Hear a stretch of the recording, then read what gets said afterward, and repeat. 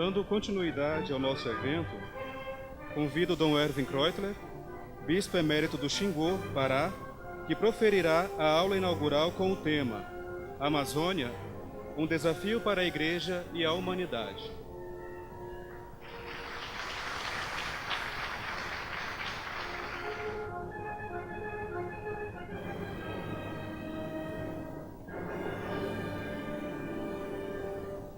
Nós temos a grande alegria de receber o Dom Erwin Kreutler, que proferirá a nossa aula inaugural do ano acadêmico 2019, sob o título Amazônia, um desafio para a Igreja e para a humanidade.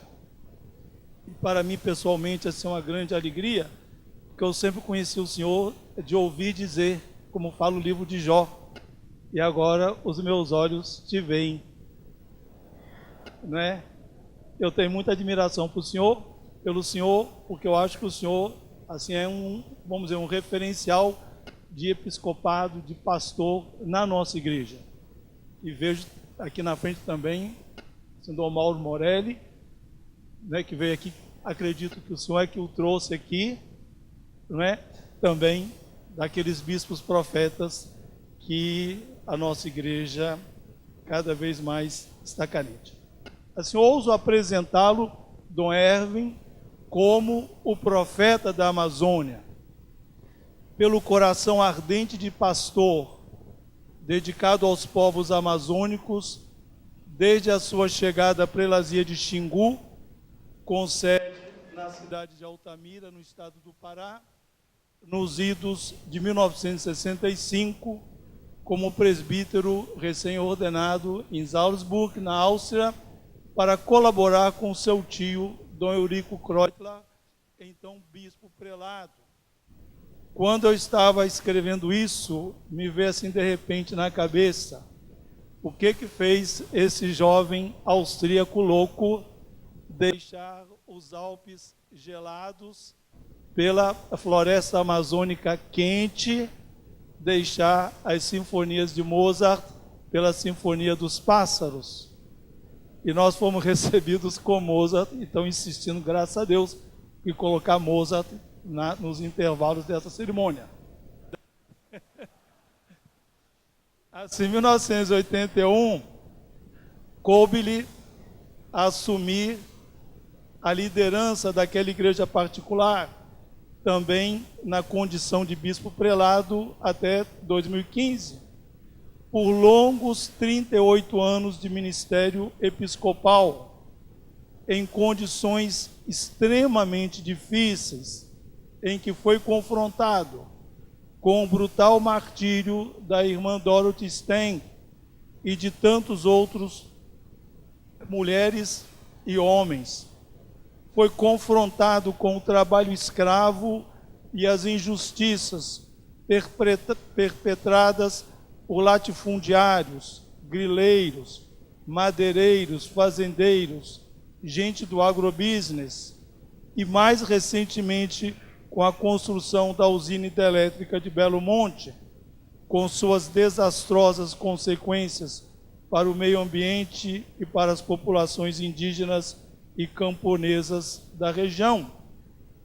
O senhor que deixou aquela beleza da Áustria para viver no Brasil há muitos anos, com atentados à sua integridade física, que o obrigam a ser protegido por escolta policial.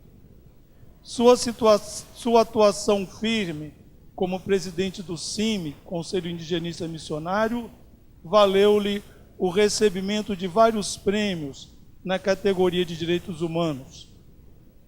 Estando para completar 80 anos no próximo 12 de julho, Dom Erwin compartilhará conosco o que tem sido sua grande bandeira como ser humano, como cristão, como missionário e como pastor da Igreja Católica, a luta em defesa da Amazônia e de seus povos.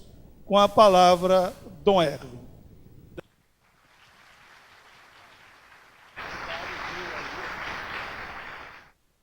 magnífico reitor e demais professores, doutores, doutoras, professoras dessa maravilhosa Faculdade de Filosofia e Teologia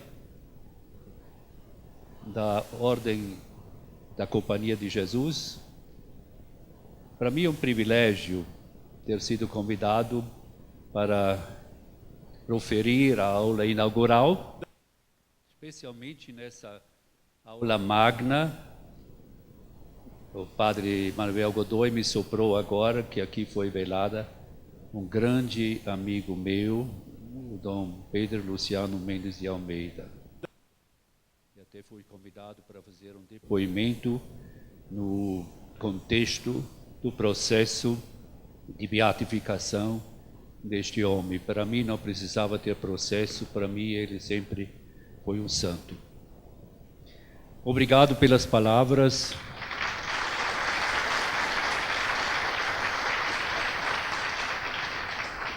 Do Padre Vitório. Claro que os Alpes austríacos continuam bonitos, mas a Amazônia também é.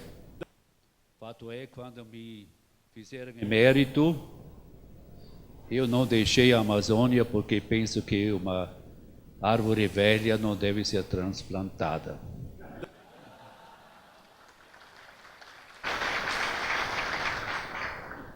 Passei praticamente a minha vida lá, cheguei muito novo, como o Padre Vitório falou, recém-ordenado, nunca tive experiência alhures a não ser no Xingu. E isso me marcou e marca até os dias de hoje. Obrigado mais uma vez pelo convite de proferir essa aula inaugural e vou já começar. A Amazônia é um desafio para a Igreja e a humanidade. O título escolhido para esta aula inaugural me faz recordar a palavra do Papa Francisco aos bispos do Brasil, por ocasião da Jornada Mundial da Juventude em 2013 no Rio de Janeiro. Chamou a Amazônia de teste decisivo, banco de prova para a Igreja e a sociedade brasileiras. A defesa da Amazônia, na realidade, não é apenas um teste decisivo para o Brasil, mas para toda a humanidade. De modo especial, porém, para o continente sul-americano. A Amazônia é a maior bacia do mundo, bacia hidrográfica do mundo, com 20% da água doce não congelada do planeta. É de uma biodiversidade gigantesca que até hoje não foi suficientemente estudada e catalogada. Mais ainda, a floresta tem uma função reguladora do clima mundial, absorvendo o gás carbônico, grande responsável pelo aquecimento global. Impressiona-nos particularmente o fenômeno dos assim chamados rios voadores. Os rios voadores são uma espécie de curso d'água invisível que circula pela atmosfera. Trata-se da umidade gerada pela Amazônia e que se dispersa por todo o continente sul-americano. As principais regiões do destino são o centro-oeste, sudeste e o sul do Brasil, de forma que alguns pesquisadores afirmam que sem essa umidade, o ambiente dessas regiões transformar-se-ia em algo parecido com um deserto. A origem dos rios voadores acontece da seguinte forma: as árvores da floresta amazônica bombeiam as águas das chuvas de volta para a atmosfera, e a água das chuvas que fica retida nas copas das árvores evapora e permanece na atmosfera em forma de umidade. Assim ensina o professor Rodolfo Ferreira Alves Pena, da Universidade Federal do Paraná. No sul e sudeste do Brasil, nos gabinetes de Brasília, se repete até a exaustão o slogan a Amazônia é nossa. Talvez seja ainda consequência de uma montagem em um fictício livro escolar que teria aparecido nos Estados Unidos e que no mapa da América do Sul a Amazônia aparece como um enorme espaço branco. A confusão chegou a tal ponto que a Embaixada do Brasil em Washington teve que se manifestar afirmando que se tratava de uma fraude. Mas nas cabeças de uns e outros, o fantasma continua a existir até hoje. A Amazônia é nossa, considero até grotesco esse mote, para não dizer piada, diante das empresas estrangeiras com aval do governo brasileiro que há muito tempo se sentem donas da Amazônia, explorando solo e subsolo e a mão de obra barata em relação aos ganhos nos seus países de origem. Especialmente as mineradoras deixam atrás de si uma paisagem lunática, inerte e até envenenada. A maior parte das atividades econômicas está voltada para interesses de países que têm legislação muitíssimo mais severa em relação à preservação do meio ambiente. Paradigmático é o caso de Barcarena. Não vou falar de Mariana e Brumadinho porque vocês conhecem mais de perto. Vou falar de Barcarena no Pará, a 100 quilômetros de Belém. Bauxita é transformada em alumina. O custo ambiental e energético é altíssimo, de modo que a legislação ambiental de nenhum dos países para onde está sendo exportado o produto final iria permitir uma matriz de tão enormes riscos para a população e o estrago do meio ambiente. Depois de um vazamento das barragens de rejeitos de bauxita da refinaria norueguesa Hydro-Alunorte, entre 16 e 17 de fevereiro de 2018, um laudo do Instituto Evandro Chagas confirmava a contaminação em diversas áreas de Barcarena. Na Noruega, um acidente deste tipo redundaria no imediato fechamento da refinaria e a condenação da empresa a pagar todos os prejuízos causados. Na Amazônia, a empresa nega primeiro o acidente, depois toma apenas conhecimento do laudo e promete uma posterior análise. Arrasam o meio ambiente e contaminam as águas, prejudicam gravemente a população, mas nada de significativo acontece. Os lucros não podem minguar e ser gastos em providências para maior segurança, o povo que se dane. Outro exemplo para comprovar a internacionalização da Amazônia é a própria Zona Franca, tão badalada. Primeiro criada em 1957 e abençoada 10 anos depois pela ditadura militar, com o intuito de estimular o desenvolvimento econômico da Amazônia Ocidental. Os verdadeiros beneficiários são empresas estrangeiras. Em relação aos lucros fabulosos auferidos pelas empresas com sede em outros países, o que a Amazônia ganha são migalhas. Além do inchaço da capital amazonense, com todas as consequências e problemas que derivam de seu crescimento desordenado. Depois de Belo Monte, já lembrado, próximo à minha casa, a casa onde eu moro, na cidade de Altamira, e suas consequências irreversíveis sobre a população e o meio ambiente, paira agora sobre o Xingu outra desgraça em relação a qual a hidrelétrica é Café Pequeno. Uma firma canadense está instalando a maior exploração de ouro a céu aberto. O Brasil está entregando o seu ouro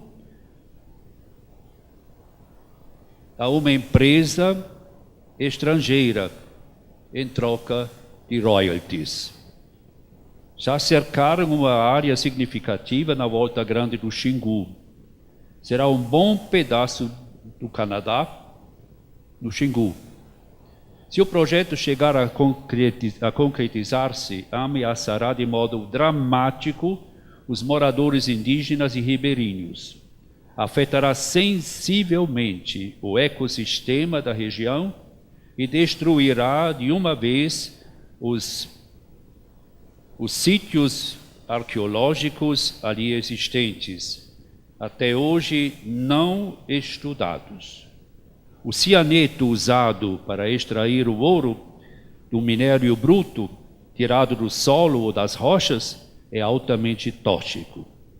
Mas Pelosan fala em total segurança de seus empreendimentos. O que significa total segurança, vimos em Mariana e agora há pouco tempo em Brumadinho. Domingo Abreu, do Comitê Nacional de Meio Ambiente, comenta: o uso de cianeto é um suicídio em prestações. Sabemos muito bem que as consequências de um desastre serão irreversíveis e jamais haverá recuperação das águas e das áreas atingidas no Xingu. Mas como uma firma estrangeira está somente interessado em extrair 60 toneladas, já pensou, de ouro, num período de 12 anos, vai preocupar-se com o que vem depois? Canadá fica com o ouro e o Brasil com mais uma região e águas envenenadas. Pergunto ao ministro-geral Augusto Heleno, ministro general, não é geral, general Augusto Heleno, que um projeto dessa envergadura não afeta a soberania do nosso país? As comunidades eclesiais e outras gigantescas organizações, as comunidades eclesiais e outras organizações desde o início se opuseram à realização deste empreendimento. Será que com essa oposição atacam a soberania do Brasil? A Amazônia é nossa. Penso que na visão geopolítica dos governos militares da ditadura e o medo de um dia podermos perder a Amazônia, não sei para quem, faz o primeiro presidente da ditadura militar, Humberto de Alencar Castelo Branco, 1966, cunhar o famoso slogan nacionalista integrar para não entregar. E o fruto desse pavor de alguém nos roubar a Amazônia está por trás da construção da rodovia transamazônica. A partir da década de 70, a Amazônia tornou-se palco de grandes migrações. A construção de imensas estradas que cortam as selvas até então intocadas provocou uma corrida de milhares de famílias do Nordeste à Amazônia. Sobrevoando o Nordeste, o presidente General Médici teria exclamado, olhando para o Norte: terra sem homens para homens sem terra. Mirando das alturas, os nordestinos duramente castigados pela seca. A reportagem da Folha de São Paulo, em 10 de outubro de 1970, com o título Médici implanta na selva marco inicial da Transamazônica, é emblemática para aquela época. Diz a reportagem, o general Médici presidiu ontem, no município de Altamira, no estado do Pará, a solenidade de implantação em plena selva do marco inicial da construção da grande rodovia transamazônica, que cortará toda a Amazônia no sentido leste-oeste, numa extensão de mais de 8.000 quilômetros e interligará esta região com o Nordeste. O presidente, emocionado, assistiu à derrubada de uma árvore de 50 metros de altura, uma castanheira, no traçado da futura rodovia e descerrou a placa comemorativa incrustada no tronco de uma grande castanheira com cerca de 2 metros de diâmetro, na qual estava escrito: nestas plagas do Xingu, em plena selva amazônica, o senhor presidente da República dá início à construção da Transamazônica numa arrancada histórica para a conquista deste gigantesco mundo verde. Não tem coisa mais bombástica do que essa placa que depois roubaram. Mas eu anotei antes, porque eu estava presente naquela hora. Era padre novo, assisti aquela... nunca me esqueço. Não estive no palanque. É engraçado, tem 2 bispos que estavam lá, que é meu tio e o Dom Estevão. E todos a rigor, com todos os arreios de bispo. E pensaram que iam subir para o palanque, mas o Dom Estevão não era bem quisto entre os militares, e ficaram lá embaixo. Eu gostei demais que ficaram embaixo.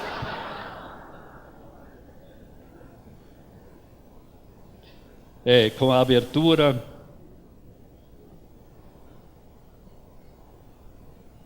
Onde fiquei agora, sim? A rodovia que hoje ostenta como nomenclatura a nobre sigla de BR-230 foi planejada para conectar numa extensão de 8.000 quilômetros nordeste e norte com o Peru e Equador.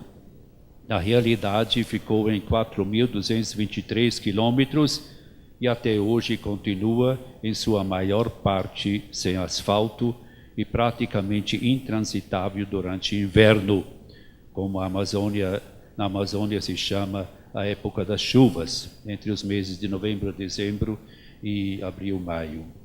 As promessas de concluir a Transamazônica e com isso aliviar o sofrimento do povo que vive ao longo da rodovia, especialmente dos motoristas que às vezes passam dias com os caminhões atolados em algum trecho, já duram quase 50 anos e nada ou pouco aconteceu. Uma verdadeira calamidade, talvez conheçam pela televisão. Com a abertura desta artéria que corta a selva milenar de leste a oeste, a destruição da selva milenar estava programada. Por incrível que pareça, derrubar e queimar a floresta tornou-se naquele tempo sinônimo de desenvolvimento e progresso. E para lá foram os nordestinos fugindo da seca, atraídos por promessas mirabolantes do governo. Mas poucas, apenas 15% permaneceram, os outros desanimaram e abandonaram o novo paraíso prometido e voltaram num pau de arara ao nordeste da caatinga e das secas periódicas, ou então refugiaram-se nas cidades que da noite para o dia incharam, duplicando ou triplicando o número de seus habitantes. A chamada segunda colonização, também incentivada pelo governo, trouxe famílias do sudeste, do centro e do sul do Brasil, tem muito mineiro por lá, a esta nova fronteira. Vieram em busca de terras para a agricultura e criação de gado.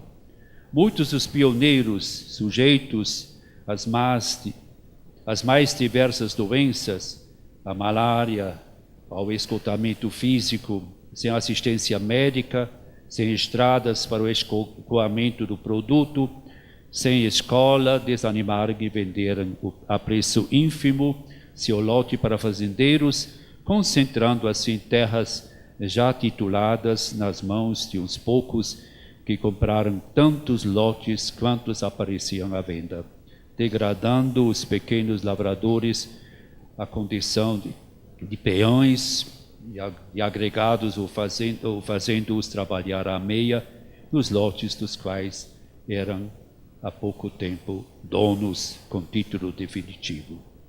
Os lotes familiares de 100 hectares paulatinamente desapareceram, cedendo lugar para grandes fazendas de milhares de hectares. O dinheiro auferido pela venda do lote deu para sustentar a família, só por pouco tempo. Repentinamente, sem eira nem beira, alguns tentaram a sorte nos garimpos. Se lá não acharam o ouro, a malária encontraram com certeza. Em consequência de doenças, muitos morreram de morte morrida, outros tantos pela violência que reina nos garimpos de morte matada. Não existem estatísticas. Décadas passaram desde então, os que permaneceram na Transamazônica e se tornaram detentores de maiores extensões de terra, desculpe,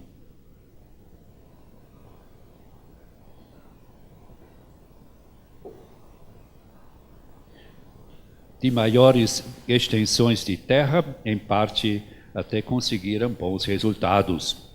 Pela primeira vez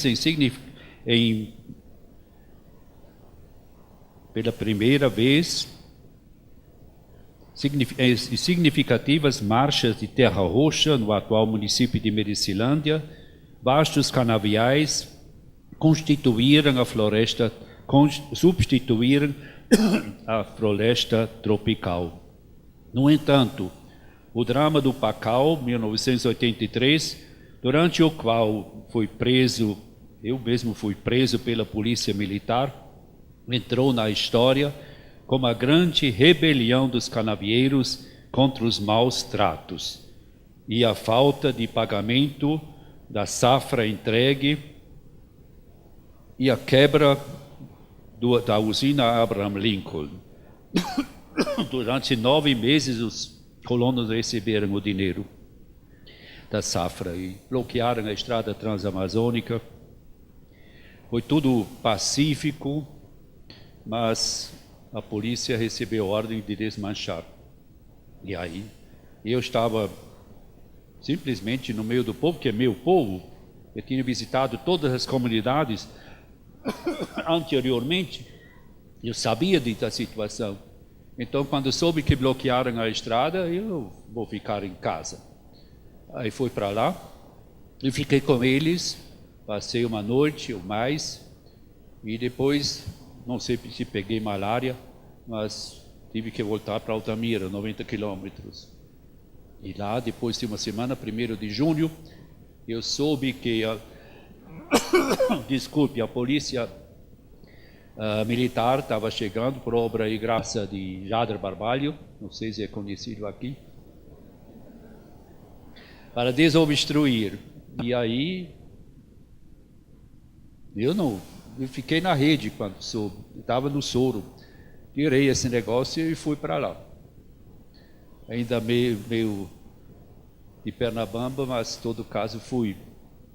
E aí estava no meio dos colonos, não ia rezar missa numa capelinha do lado, estava no meio dos colonos, famílias, mulheres até gestantes, crianças, quando eles chegaram e começaram com uma saraivada de gás lacrimogêneo, e vi que um médico desse tamanho assim desmaiou, caiu no chão. Aí queria ajudar o médico a se levantar, aí me pegaram na camisa e me enfiaram com o nariz no chão e depois esteja preso. Vocês conhecem essas histórias, não vou continuar.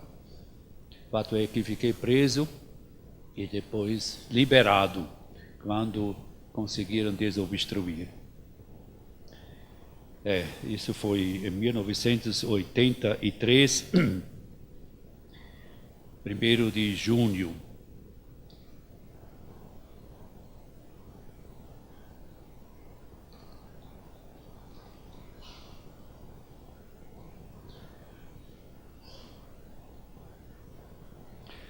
Os canaviais desapareceram,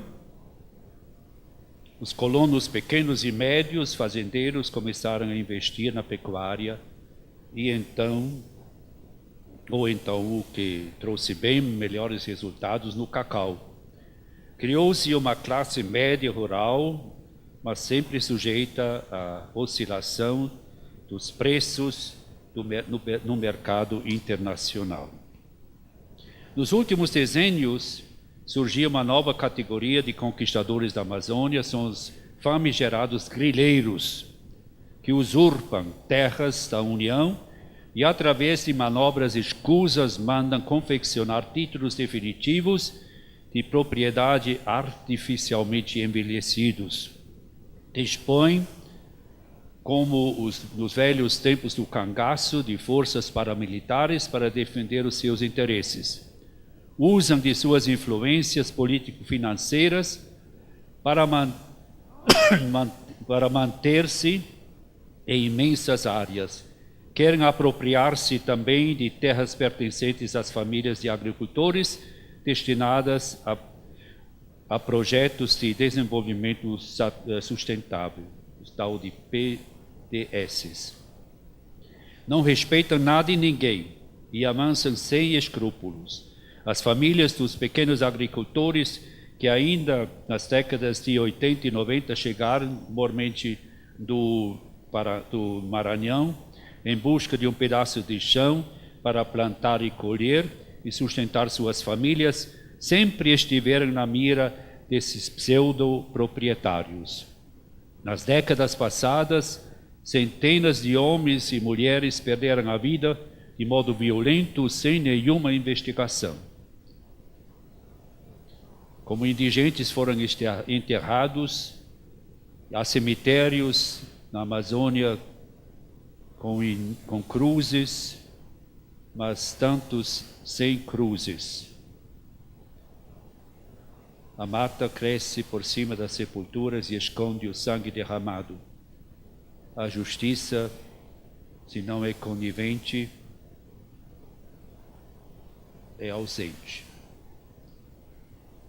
A mártir internacionalmente conhecida é a irmã Dorothy Maysten, procurou viver a primeira bem-aventurança do Evangelho de São Lucas, bem-aventurados vós os pobres. E depois de uma vida toda consagrada, experimentou ainda a última. Bem-aventurados sereis quando os odiarem, os expulsarem e injuriarem. Foi até declarada persona non grata pela Câmara Municipal de Anapu, que depois de ver a repercussão da morte de Dorothy, que chamou a atenção do mundo inteiro, declarou o município feriado, o dia 12 de fevereiro, feriado municipal. A persona non grata então tornou-se a mais famosa pessoa de Anapu e ganhou esse feriado municipal. Quando em 1982 Irmã Dorothy se ofereceu para trabalhar na prelazia do Xingu, foram os pobres que a atraíram. Quero trabalhar entre os mais pobres, disse quando me apresentou o seu projeto de vida. Eu me lembro muito bem quando ela chegou em 82 e aquele sotaque pesado norte-americano. Eu não acreditei muito nessa disposição e fiquei pensando uma mulher que vem lá dos States e com aquele conforto que tem lá, se meter na miséria daquele tempo da Transamazônica Leste, não era nem município, não vai aguentar 2 dias e vai voltar a dizer que não é meu campo. Mas ela insistiu e foi. Disse, vai lá. E foi. Ela não fez apenas incursões esporádicas para o meio dos pobres. Vivia entre os pobres, do jeito dos pobres, ela mesma pobre. Sua opção não tinha nada de romântico. É muito duro viver como ela viveu. Mas assim ela conquistou a confiança dos pobres, passou a pertencer à família dos pobres, até que num sábado, dia 12 de fevereiro de 2005, às 7h30 da manhã, se concretizaram as ameaças que há tempo circularam em Altamira e Anapu. Ninguém acreditou que fossem consumaram-se. Depois de 23 anos de doação abnegada e dedicação generosa ao povo pobre da Transamazônica, irmanou-se ainda mais com os pobres na sua morte. Deu sua máxima prova de amor. Ninguém tem maior amor do que aquele que dá a vida pelos amigos. Outro martírio, não menos chocante, mas menos escondido. Eu fico pensando às vezes, a Dorothy, quando ela morreu, no dia depois, todo mundo conheceu o fato. New York Times, Washington Post, até no Japão se sabia, uma missionária norte-americana foi morta nas selvas amazônicas. Agora, esse mártir conheci pessoalmente também, Ademir Alfeu Frederici, de origem capixaba, ninguém conhece.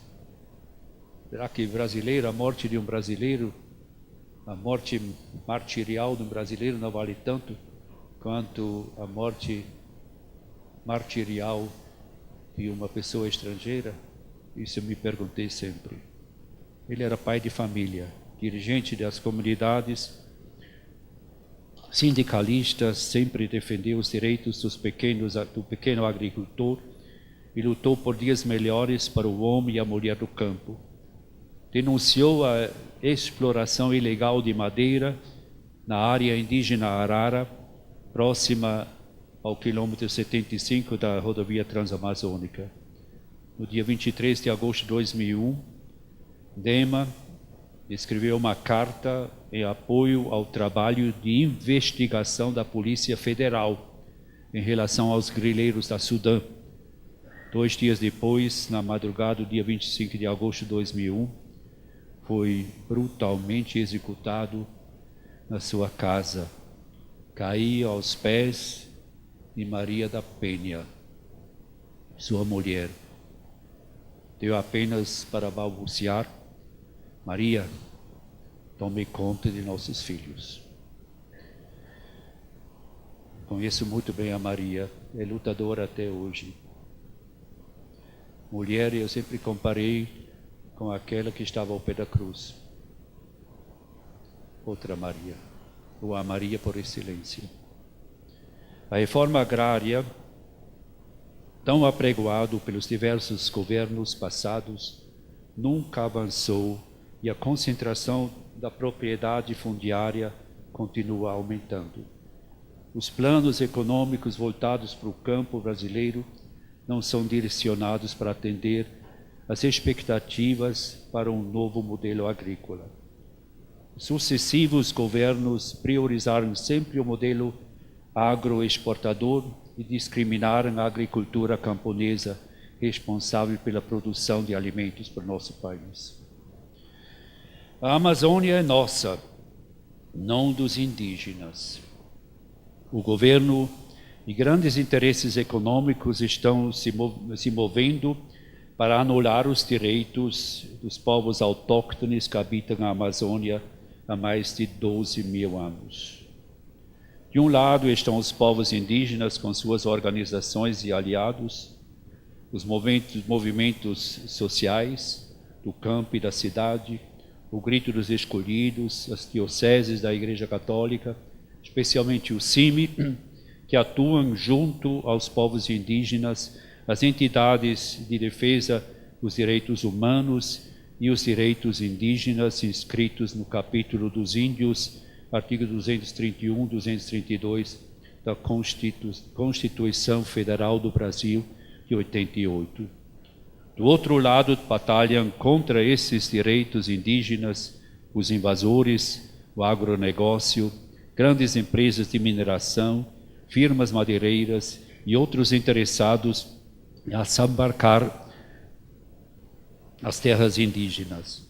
O atual governo não faz nenhum segredo de sua intenção de revisar as demarcações de áreas indígenas já demarcadas e homologadas por presidentes anteriores. Eleito havia poucos dias, poucos meses agora, Bolsonaro já vociferou em frontal agressão. Naquele tempo, era poucos dias, era eleito, já vociferou em frontal agressão aos parâmetros constitucionais. No que depende de mim, não tem mais demarcação de terra indígena. Para conseguir o seu intento, que é sensibilizar toda a sociedade nacional, entra em voga mais uma vez o já surrado slogan: muita terra para pouco índio. De repente, a geografia da Europa se torna referência para comparar terras indígenas com países do velho continente. Esse governo busca abertamente desconstruir e desconstituir os direitos indígenas, assim como os direitos dos quilombolas, ribeirinhos e demais comunidades tradicionais da Amazônia, como o país todo. Na realidade, o que está em jogo é o fato da Constituição brasileira garantir a existência de terras fora do mercado capitalista. E é exatamente contra este fato que o agronegócio e seus afiliados se insurgem. Sua palavra de ordem é nenhuma terra fora de mercado. Nós afirmamos o contrário. Toda a terra a favor da vida e da paz para os povos indígenas e para os povos do campo. São dois projetos que estão em confronto. Um a favor da terra para a vida e outro a favor da terra para o negócio. Nossa luta há de se intensificar para que a vida seja vitoriosa. Desde a chegada dos portugueses em 1822, Brasil, com os nomes de Ilha de Veracruz e depois Terra de Santa Cruz, foi colônia de Lisboa. Depois da proclamação da independência, a sorte da Amazônia não mudou significativamente até hoje. O relacionamento do resto do Brasil está caracterizado por uma visão colonial.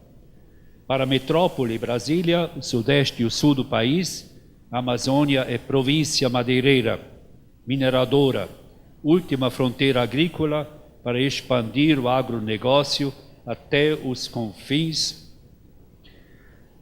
deste delicado e complexo ecossistema, único desta magnitude em todo o planeta. E umas décadas para cá, a província recebeu mais um rótulo, sem dúvida o mais desastroso, pois implicará na sua destruição programada, haja visto o número de hidrelétricas projetadas para os próximos anos. A Amazônia é declarada a província energética do país. Sob a alegação de captar energia limpa, se esconde a verdade de que mais florestas sucumbirão, mais áreas, inclusive urbanas, serão inundadas. Milhares de famílias serão expulsas de suas terras ancestrais, mais aldeias indígenas diretamente afetadas. a igreja na Amazônia que é nossa. A história da igreja na Amazônia difere muito da história da igreja em outras partes do Brasil. A metade da superfície do Brasil durante séculos foi esquecida pelos dioceses do centro, sudeste e sul do país. Mesmo assim, ela foi pioneira em deixar-se entusiasmar pelo espírito do Concílio Vaticano II. Medellín, 1968, tentou latino-americanizar as constituições e decretos daquele evento histórico para a igreja. O encontro dos bispos da Amazônia em Santarém procurou amazonizar Medellín. Desde 1954, os bispos da Amazônia se reuniram periodicamente, mas o documento de Santarém engendrou uma nova primavera para toda a Amazônia. Já aí os bispos já falaram de uma igreja com rosto amazônico. Deixaram-se orientar pela palavra do Papa Paulo VI, Cristo aponta para a Amazônia, e se inspiraram nas linhas prioritárias da pastoral da Amazônia. Essa frase do Papa. Dia 24 a 30 de maio de 72, realizou-se em Santarém o encontro interregional dos bispos da Amazônia, que constituiu um marco na caminhada da pastoral desta imensa região. As palavras do Papa Paulo VI, Cristo aponta para a Amazônia, inspiraram as linhas prioritárias da pastoral da Amazônia. Foi uma virada copernicana em termos de ação pastoral evangelizadora nessa macro-região, renunciando a todo e qualquer triunfalismo. Recomendou-se a todas as dioceses e prelazias de descer do trono e tornar-se realmente uma igreja pé no chão. Iniciaram o documento com as palavras: recolhendo as experiências e anseios das bases, a Igreja da Amazônia escolhe duas diretrizes básicas: a encarnação na realidade, pelo conhecimento e pela convivência com o povo, na simplicidade. E 2, evangelização libertadora. Hoje quase não se pode mais usar essa palavra, não sei porquê. Eu não sei, nunca entendi isso. A liberdade vos... Como que está? A liberdade vos libertará. A verdade vos libertará. Meu Deus, não entendi. Talvez no céu eu vou saber o que aconteceu, mas não agora. Deixe para mais tarde. Essas diretrizes orientaram a opção por 4 prioridades. Escutem. A formação de agentes de pastoral, primeira prioridade. Segunda, as comunidades cristãs de base, naquele tempo foram chamadas assim. Primeiro e fundamental núcleo eclesial. Terceiro, pastoral indigenista. Quarto, estradas e outras frentes pioneiras. No encontro de Manaus, de 74, acrescentou-se mais uma prioridade: a juventude. Foi o novo Pentecostes. Cristalizou-se sempre mais o novo jeito de ser igreja, que exigia dos bispos, padres e religiosas também um novo jeito de exercer sua missão na simplicidade e na partilha, na dimensão samaritana e profética, na opção pelos pobres e na solidariedade com os excluídos, nas celebrações vivas e participativas que unem fé e vida, no engajamento generoso de mulheres e homens, jovens e adultos nas diversas pastorais. Pois é, tenho saudade daquele tempo. Quem canta isso? Padre Zezinho. Sem comentário. Começou a realizar-se a intenção do concílio que colocou na sua constituição dogmática Lumen Gentium o povo de Deus antes da hierarquia. De fato, podem olhar. Capítulo 9 é do povo de Deus. Depois vem algumas páginas sobre hierarquia e volta-se aos leigos. Podem olhar. Leigas e leigos deixaram de ser meros consumentes de que o clero apresentou e ofereceu.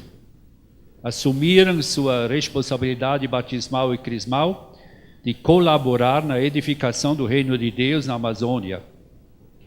Perguntamos-nos hoje, com toda razão, o que seria da igreja na Amazônia sem esse engajamento do laicato, principalmente das mulheres. Na prelazia do Xingu, pelo menos 2/3 das comunidades são dirigidas por mulheres. Tenho certeza de que em outras dioceses e prelazias não é diferente. Em termos de padres e bispos, na igreja da Amazônia, o clero até pouco tempo atrás veio da Europa e dos Estados Unidos, da América do Norte, também no Canadá. Na época da assim chamada romanização da Amazônia, que começou na segunda parte do século XIX, a Amazônia, de certa maneira, foi loteada e entregue à atividade missionária de ordens e congregações que tiveram suas sedes em outros continentes.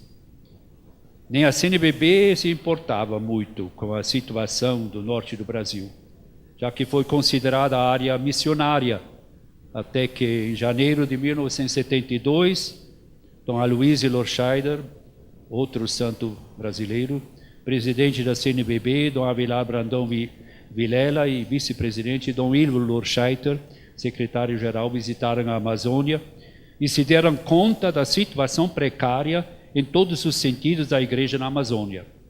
Surgiu o projeto Igrejas Irmãs, visando despertar a solidariedade entre as dioceses e regionais. O saudoso Dom Estevão Cardoso Avelar, que era depois bispo em Uberlândia,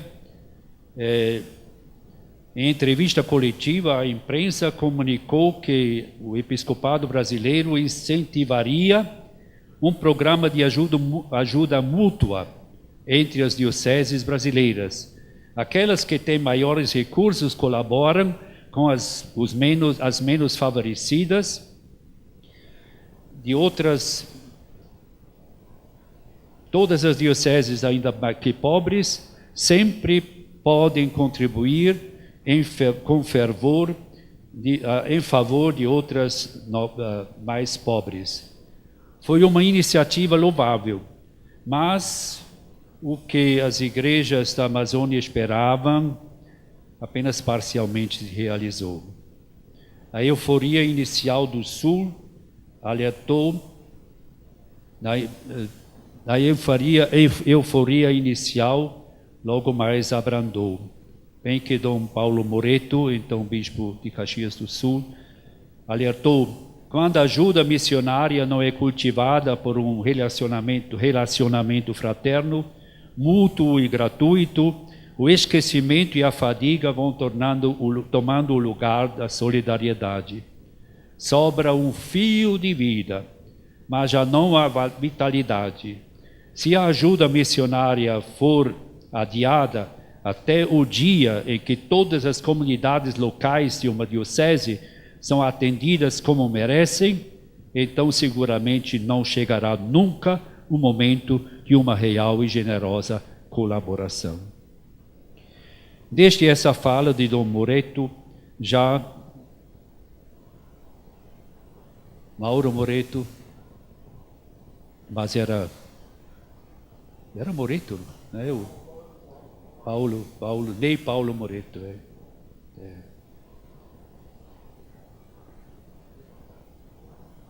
Passaram 20 anos, com a quase total ausência de vocações missionárias nas ordens e congregações com sede na Europa, ou na América do Norte, os bispos da Amazônia começaram finalmente a investir mais em vocações autóctones. E esse empenho conseguiu mudar significativamente a percentagem do clero diocesano em relação ao clero proveniente de outros países. Mas, devido às grandes migrações para a Amazônia e o vertiginoso crescimento populacional, o número de presbíteros é para lá de insuficiente.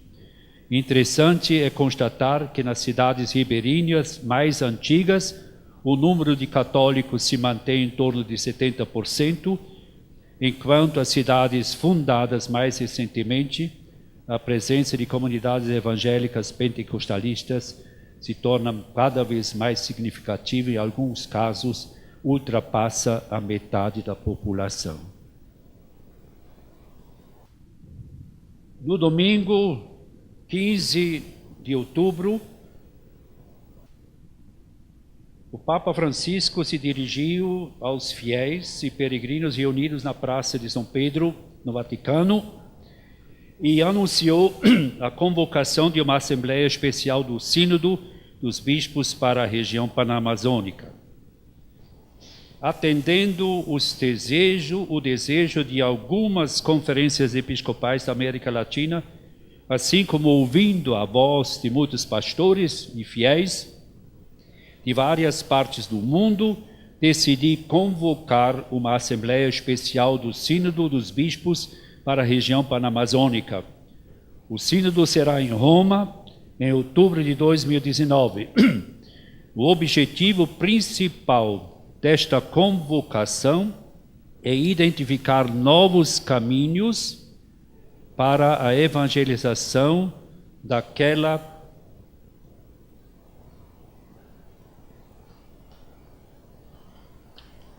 porção do povo de Deus, especialmente dos indígenas, frequentemente esquecidos e sem perspectivas de um futuro sereno, também por causa da crise da floresta amazônica, pulmão de capital importância para o nosso planeta, disse o Papa na ocasião. Desde então, as comunidades da Amazônia se reuniram para responder a um questionário distribuído largamente, junto com o texto intitulado introdutório, que seguiu o esquema ver, discernir, agir. O Papa não quis apenas uma síntese, uma análise científica de conjuntura, mas insistiu que o povo falasse, expressasse a viva voz suas alegrias e esperanças, suas tristezas e angústias. Queria saber o que pensam sobre as ameaças e dificuldades para a vida, o território e a cultura, sobre as aspirações e desafios dos povos amazônicos em relação à Igreja e ao mundo. Que esperança oferece a presença da Igreja às comunidades amazônicas para a vida, o território e a cultura? Como a comunidade cristã pode responder ante a situação de injustiça, pobreza, desigualdade, violências como droga, exploração sexual, discriminação dos povos indígenas migrantes e da exclusão? Apenas 70% das comunidades da Amazônia brasileira têm a graça de participar da celebração eucarística 3 ou 4 vezes por ano.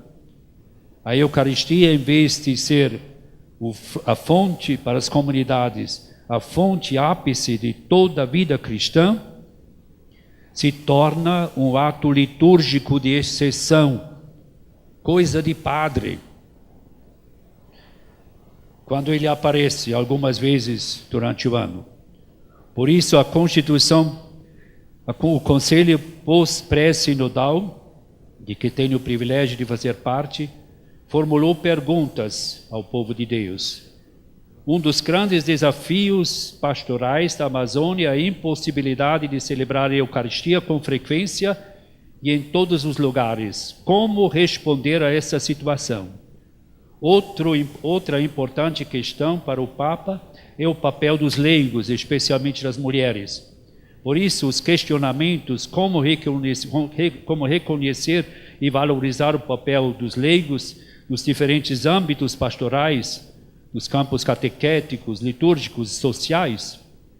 A participação das mulheres em nossas comunidades é de suma importância. Como reconhecer e valorizar essa participação no horizonte dos novos caminhos? São algumas das perguntas, dos quesitos que constam daquele manual de preparação para o sínodo.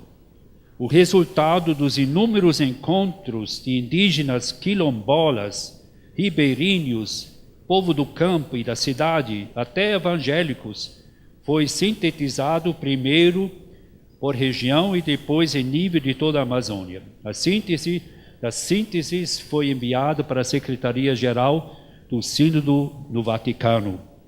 O povo falou realmente e deu sua opinião a respeito do papel da Igreja nesta macro-região. E essas contribuições das diversas comunidades se tornarão base para a elaboração do manual de trabalho que serviria de diâmetro, que servirá ao próprio sínodo em outubro deste ano. Todo esse movimento nas comunidades cristãs ficou mais ou menos despercebido fora da Amazônia. O sínodo para a igreja no Brasil, fora da Amazônia, não parecia ser tema interessante. Havia até gente que se perguntava: para que o sínodo para uma região só? Essa falta de interesse até de dioceses e outras partes do país, de repente cedeu a uma onda de questionamentos e gerou toda essa tão imprevista virada. Por quê? Quem ajudou o sínodo para a Amazônia se tornar assunto de primeira página de jornais e de manchetes nos noticiários dos diversos canais da televisão? Foi o excelentíssimo ministro-chefe do Gabinete de Segurança Institucional, General Augusto Heleno, com seu pavor causado por toda essa movimentação nas comunidades amazônicas em torno do sínodo, que no raciocínio baseado em sua inteligência militar afetará a soberania nacional. O GSI acordou tarde para neutralizar, abre aspas, neutralizar isso aí, fecha aspas. Naquelas alturas, as respostas aos quesitos já estavam a caminho do Vaticano. Agora fazer o quê? Fogo no telhado da Agência Brasileira de Inteligência. Ficou tarde, mas ajudou. O sínodo não seria tão conhecido pelo Brasil afora e até internacionalmente se não fosse o grande general, ministro-general Augusto Heleno. Agradecemos penhoradamente.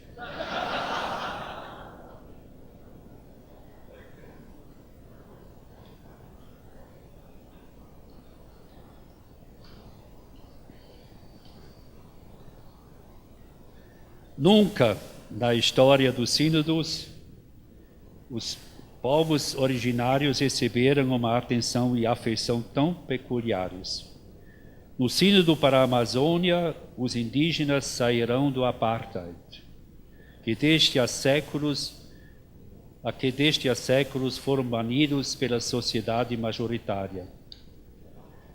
Deixarão de ser considerados supérfluos e descartáveis, como diz o documento de Aparecida, número 65.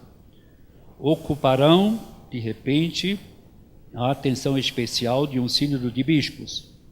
Em nível mundial, o sínodo será, ao mesmo tempo, a implementação da encíclica Laudato Si, que fala explicitamente: há lugares que requerem um cuidado particular pela sua enorme importância para o ecossistema mundial, o que constituem significativas reservas de água, assegurando assim outras formas de vida. Mencionemos, por exemplo, os pulmões do planeta repletos de biodiversidade, que são a Amazônia e a bacia fluvial do Congo, ou os grandes lençóis freáticos e os glaciares. A importância desses lugares para o conjunto do planeta e para o futuro da humanidade não se pode ignorar. O Sínodo assumirá a defesa intransigente da preservação do bioma Amazônia, a bem de toda a humanidade. Será celebrado no Vaticano para assim também manifestar que os temas tratados não são apenas assuntos que interessam aos países que compõem a Amazônia, mas atingem o mundo inteiro. Logicamente, o Sínodo não tratará apenas da questão indígena, embora os povos indígenas devam receber um enfoque especial, por causa da ameaça de extinção que paira sobre muitos destes povos, devido ao desrespeito às suas terras ancestrais. Em 8 de março de 2018, o Papa precisou o conteúdo do Sínodo Amazônia, Novos Caminhos para a Igreja e para a Ecologia Integral. Novos caminhos e ecologia integral são os assuntos que dizem respeito a toda a Igreja, povo de Deus na Amazônia. Cabe aqui recordar a frase inicial da Constituição Pastoral do Concílio Vaticano II, Gaudium et Spes: as alegrias e as esperanças, as tristezas e as angústias dos homens e mulheres de hoje, sobretudo dos pobres e todos aqueles que sofrem, são também as alegrias e as esperanças, as tristezas e as angústias dos discípulos e discípulas de Cristo. E não há realidade alguma verdadeiramente humana que não encontre eco no seu coração. Que Deus nos ouça. A convocação do Sínodo para a Amazônia tem seus antecedentes. O Papa mesmo fala do desejo de algumas conferências episcopais da América Latina. Sem dúvida, se refere com essas palavras também ao pedido que 53 bispos presentes no segundo encontro da Igreja Católica da Amazônia Legal, em novembro de 2016, em Belém, coordenado pela Comissão Episcopal para a Amazônia. Aí os bispos da Amazônia brasileira redigiram uma carta solicitando explicitamente a convocação de um sínodo para a Amazônia.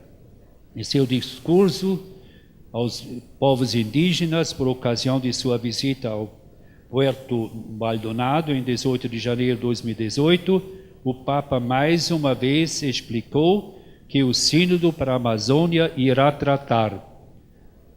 Lamentou mais uma vez que os povos da Amazônia nunca foram tão ameaçados nos seus territórios como agora, e desenvolveu os temas que constam da convocação feita em 15 de outubro de 2017. O que o Papa quer é dar à Igreja que está na Amazônia um rosto amazônico, retomando assim a intenção dos bispos já em 1972 em Santarém. Elenco, e com isso vou terminar, alguns dos grandes desafios, ou até eu digo esperanças, para a Igreja da Amazônia, que certamente são tratados no Sínodo. Primeiro, são 10 que elenquei, entre outros, é claro. A valorização de leigas e leigos, a serviço é ministério, de suas comunidades, sem clericalizá-los. Segundo, o papel da mulher como a evangelizadora na família e nas comunidades e vigorosa defensora dos direitos humanos, com pelo menos acesso ao diaconato. Eu nunca ordenei um diácono, todos os 38 anos de bispo, porque 2/3 das comunidades são dirigidas por mulher. Então não vou colocar um macho aí na frente dessas mulheres tão abnegadas e generosas. Me desculpem.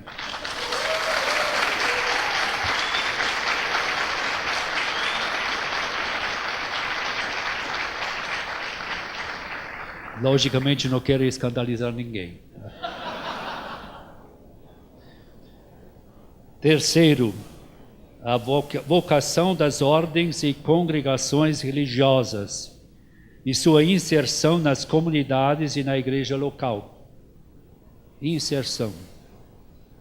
Quarto, uma busca de alternativas para abolir, com a ausência da Eucaristia, em milhares e milhares de comunidades, quiçá descobrindo, ao lado do tradicional, um outro modelo de presbítero, não reservado apenas aos homens.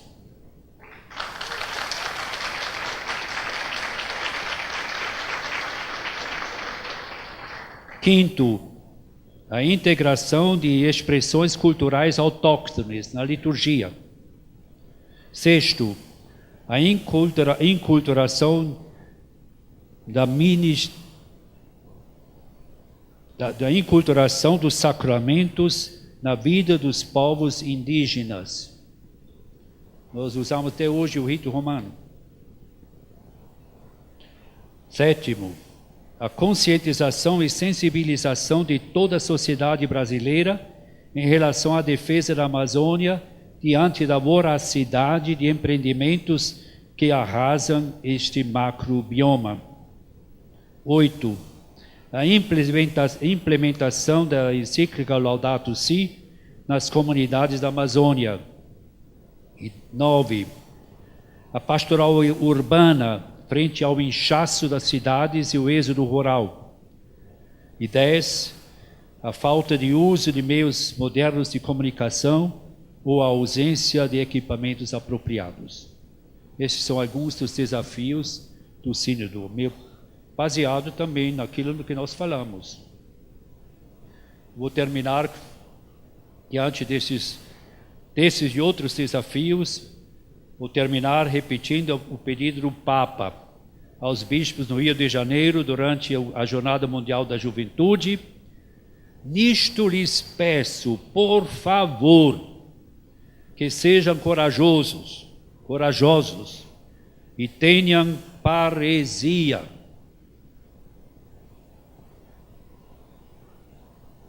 No modo portenho, Buenos Aires, de falar, lhes diria que sejam corajudos. Obrigado pela atenção.